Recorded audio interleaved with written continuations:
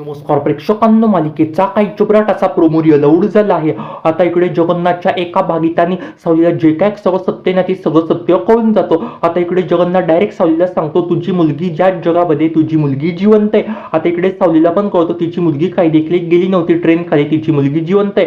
आता इकडे सावलीची तिच्या मुलीची भेट होते. आता इकडे सारंगला पण कळतं हा आपलाच मुलगा आहे. बरं, आता प्रेक्षकांनो 8 वर्षापासून त्यांच्यामध्ये जो काय दुरावा झालेला असतो ना, तो दुरावा पण दूर होतो आणि सारंग सावली पुन्हा एकत्र येतात आणि त्यांना कळतं की हा आपला मुलगा आणि ही आपली मुलगी. आणि इकडे राजकुमारचं जे काही भांडण असतं ते त्याचं तिथेच असं फुटतं. तर ते राजकुमारचं भांडण कशा प्रकारात फुटतं, सारंग सावली कशा प्रकारात एकत्र येतात, काय काय होतं ते सगळं आपण आजच्या भागामध्ये बघूया. आजचा भाग फारच जबरदस्त असणार आहे, अगदी व्हिडिओ शेवटपर्यंत बघा. चला तर व्हिडिओला सुरुवात करूया. आता इकडे रात्रीची वेळ असते. आता इकडे सावली अशी रडत बसलेली असते. सावली डसा रडू लागते.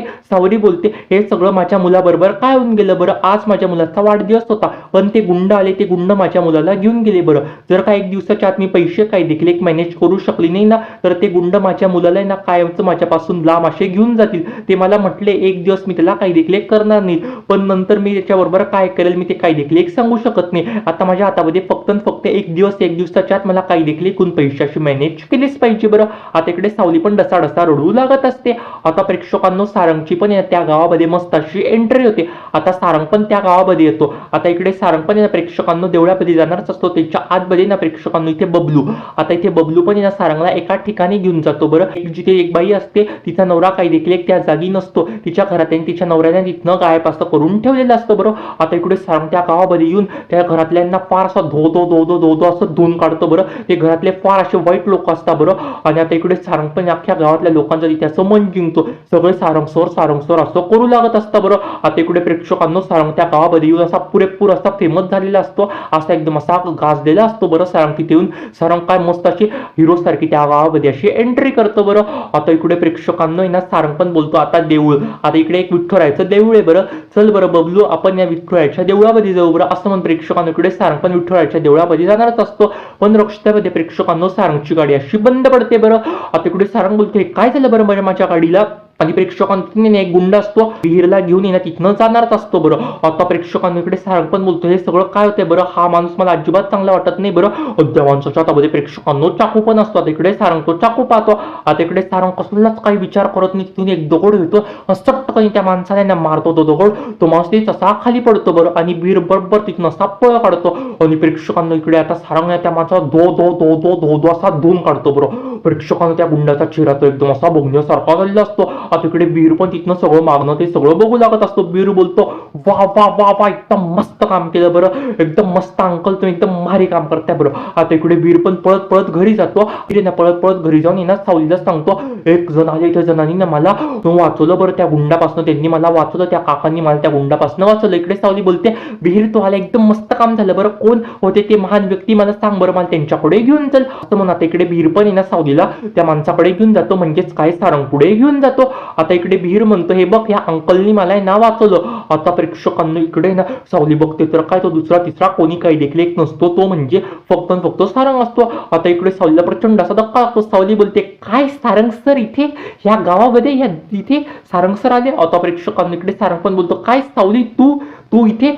आता इकडे डायरेक्ट तो मुलगा पण बोलतो, बीर पण बोलतो हे बघा अंकल ही माझी आई आहे. बरं, आता प्रेक्षकांनो सारंगला फार मोठा असा धक्का लागतो. सारंग बोलतोय सगळं काय बोलतोय बरं, हा तुझी आई आहे म्हणजे सगळं काय चालतंय. बरं, इकडे ओवी पण येते. प्रेक्षकांना ओवी पण सावलीला जाऊन मिठी मारते. बरं, सावलीला आता इकडे ओवी पण बोलते कशी आहे बरं तुला काही त्रास होते का, तू अजिबात काही देखील काळजी करू नको. बरं, आम्ही सगळे तुझ्या बरोबर आहोत. बरं, आता ह्या मुलाचा जीव वाचवला आहे, हा माझ्या भावासारखा आहे. बरं, आता प्रेक्षकांना तिला प्रचंड असा सावलीला पण असा आनंद झालेला असतो. सावली तिच्याकडे पाहते. सावली डायरेक्ट नातेकडे ओवीला घट्टाशी मिठी मारते. सावलीला मनात काय होतं काही नाही प्रेक्षकांना काही देखील एक जाणवत नसतं. बरं, आता इकडे सावली बोलते ही माझी मुलगी असं मला का वाटतंय. बरं, इतके समजूतदार पण इतकं चांगलं का बोलते. बरं, मला असं का मनात न जाणवतं ही माझीच मुलगी आहे. बरं, आता इकडे डायरेक्टच ती मुलगी पण बोलते हे माझे बाबा आहे. बरं, आता प्रेक्षकांना सावलीला पण थोडासा धक्का लागतो. आता प्रेक्षकांना इकडे सावली पण बोलते तुम्ही सारंग सर फार चुकले आहेत. बरं, तुम्ही असं वागता असं मला अजिबात काही देखील एक वाटलं नव्हतं, तुम्ही फार चुका केल्या आहे बरं आयुष्यामध्ये. आता इकडे सारंग पण पण बोलतो सावली तू पण आयुष्यामध्ये खूप साऱ्या अशा चुका केल्या बरोबर. आता प्रेक्षकांना इकडे जगन्नाथला कळतं तिथे ना डायरेक्टच आहे ना तिकडे सावलीची मुलीची सावलीची भेट घडली बरं. आता इकडे आता जगन्नाथ पण 100 धाव घेतो सावली पुढे म्हणजे काय त्या गावी. आता इकडे जगन्नाथ पण त्या गावी येऊन म्हणतो सावलीला मुलगी ना काही देखील ह्या जगामध्ये नाही असं काही देखील नाहीये. तुझी मुलगी ह्याच जगामध्ये बरं. तुझी मुलगी तुझ्याच आसपास आहे बरं. तुझी तुझ्या मुलीची ना अवघ्या 2-4 दिवसाच्या आत भेट घडली बरं. आता प्रेक्षकांना सावलीला पण खात्री पटलेली राहते ती दुसरी तिसरी कोण देखील काही देखील नसून ती ओवी माझीच मुलगी बरं. आता प्रेक्षकांना इकडे डायरेक्ट सावली पण बोलते हो मला पण तसंच जाणवलं होतं बरं. माझी मुलगी ह्या जगामध्ये एक मुलगी होती बरं. त्या मुलीला मी भेटले नाही मला असं वाटलं ती माझीच मुलगी. इकडे सारंग सर त्या मुलीला घेऊन आले होते बरं. आता इकडे ती मुलगी पण म्हटली होती बरं हे माझे बाबा आहे बरं. आता सावलीला पण असं वाटतं ती माझीच मुलगी आहे बरं. आता इकडे जगन्नाथ पण बोलतो हो सावली ती तुझीच मुलगी असेल बरं. असं म्हणून प्रेक्षकांना तिकडे सावली पण आहे ना डायरेक्ट विठुरायाच्या मंदिरामध्ये जाते. त्याच मंदिरामध्ये प्रेक्षकांना इकडे सारंगची सावलीची भेट पण घडते. आता इकडे डायरेक्ट सावली म्हणते सारंगला ही मुलगी कोण आहे मला काय ते नीट सांगा बरं का तुम्ही. आता प्रेक्षकांना इकडे सारंग पण बोलतो एक दिवस असा होता माझ्या बरोबर मी रात्रीचं ना बाहेर पडलो होतो बरं. माझं बाहेर थोडंसं काम होतं. रात्रीच्या वेळ होती खूप असा धोधो पाऊस चालत होता. तिथनं एक माणसं पण आले होते मागणं तर मी गाडी थांबवली. त्या माणसांना म्हटलं होतं बरं तुम्हाला कुठे बाहेर जायचं का मी तुम्हाला बाहेर असं सोडून देतो बरं. कारण तिथे रात्रीची वेळ होती आजूबाजूला काही देखील एक गाडी नव्हती. मी तुम्हाला हायवेच्या दिशेने बाहेर असं सोडून देतो त्या जंगलातनं. आता ते गुंड पण म्हटले ते काही देखील एक आम्हाला त्या जंगलातनं सोडवू नका. पण मी मागे तिथे दारूचे ग्लास पाहिले होते बरं आणि त्यांच्या हातामध्ये मुलगा होता मला त्यांच्यावरती डाऊट आला होता बरं. तर आता मी त्या गुंडांपासून त्या बाळाचा जीव वाचला होता बरं त्या गुंडांची फायटिंग करून. पण ते बाळ काही देखील एक श्वास घेत नव्हतं. ते काही देखील एक बोलत नव्हतं. विठुरायाच्या मंदिरात मी गेलो तेव्हाच त्या बाळाने श्वास घेतला बरोबर. आता प्रेक्षकांनी इकडे सावली जे काय सगळं सत्य असतं ते सगळं सत्य कळलेलं असतात. इकडे सावली पण बोलते हे सगळं बोलताय तुम्ही सगळं खरं बोलताय ना सारंग सर तुम्ही. म्हणजे ते गुंड कसे दिसत होते काय होते बरं त्यांच्या हातामध्ये बाळ त्या बाळाला ते काय करत होते बरं. इकडे सारंग पण बोलतो त्या बाळाला ते ना डायरेक्ट दरीमध्ये सोडून देणार होते बरं. त्याचे जाडसार एक माणूस होता बरं काळासा एक माणूस होता बरं.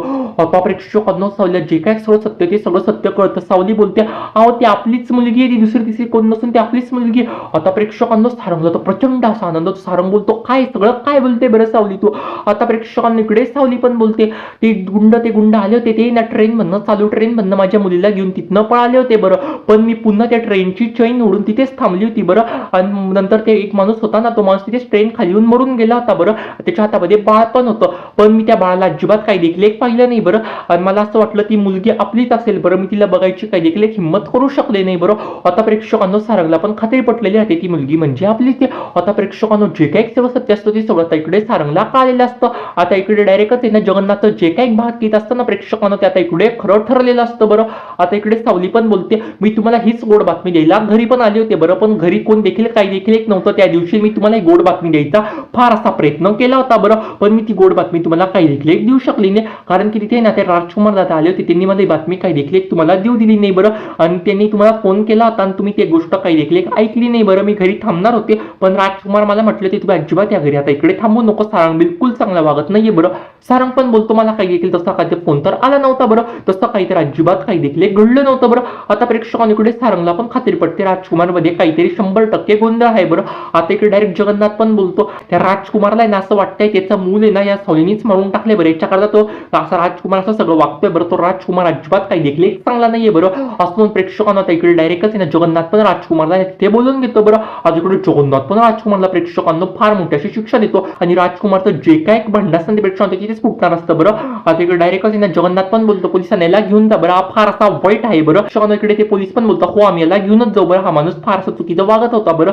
आता इकडे जगन्नाथ जे काय सगळं घडल्याचं ते सगळं पोलिसांना सांगून देतो आणि आता जो काय भाग असतो प्रेक्षकांना तो इथेच संपतो. अशाच मालिकेच्या डेली अपडेटसाठी चॅनलला सबस्क्राईब करा. धन्यवाद.